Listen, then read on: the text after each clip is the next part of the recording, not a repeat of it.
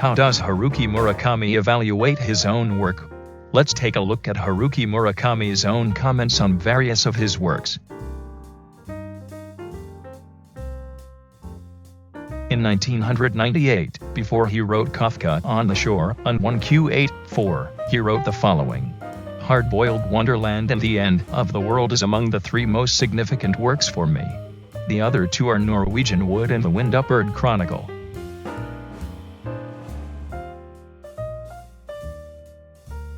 Hard-Boiled Wonderland and The End of the World is considered an important work, but it seems to have been inspired by a short story that he was not satisfied with in the first place. The City and Its Uncertain Walls was the prototype for Hard-Boiled Wonderland and The End of the World. It was published in a magazine, but after I finished it, I was not satisfied with the quality of the story, so I did not publish it as a book. I left it for a few years and then thoroughly rewrote it, giving it the form of Hard-Boiled Wonderland and The End of the World. It was a kind of premature baby.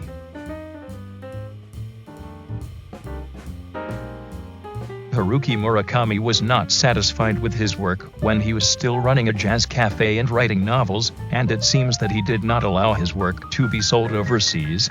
Here The Wind Sing and Pinball 1973 are available in English translation from a series called Kodansha English Library. However, these books are not officially sold in bookstores outside of Japan because of an agreement not to sell them overseas.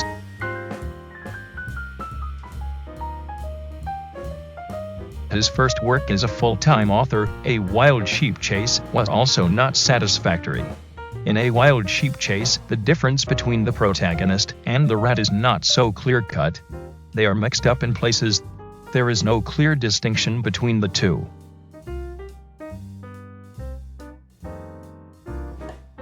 When it comes to Dance Dance Dance, the sequel to A Wild Sheep Chase, he even seems to have some regrets. Only Dance Dance Dance is somewhat regrettable. Due to various personal circumstances, I was not able to spend as much time on it as I would have liked, and it was one more step short of being finished. I have the feeling that if I had taken 6 months to carefully rewrite it, it would have been a much larger, deeper, and warmer work. In that sense, it is the only work I regret. Then, regarding his middle period works, he said the following. I think Kafka on the Shore is a novel that finds its place more and more as time goes by. That's why I don't mind so much if people say it's not good. I think this guy can be left alone. Compared to that, Sputnik Sweetheart and South of the Border West of the Sun make me want to do something about them.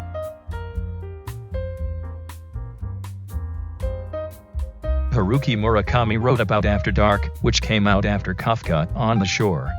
When I was told that it was not so well received in Japan, I couldn't really get a sense of it. As time goes on and other works are published, After Dark will probably fit into its proper place, just as the pieces of a jigsaw puzzle fit together. While I was writing this novel, my mind, like that of the protagonist, was wandering in the darkness of the city for a long time. That feeling is still very real to me today. I like novels that leave such a lasting impression. Finally, here are his comments about 1Q84. I wrote that novel with a reasonably strong motivation. I wrote it with all my heart, using several muscles I had never used before. The people in it still retain that warmth in my heart. It is a personal favorite of mine.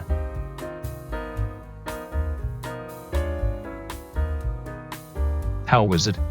It seems that there are still many aspects of his early work that he is not satisfied with.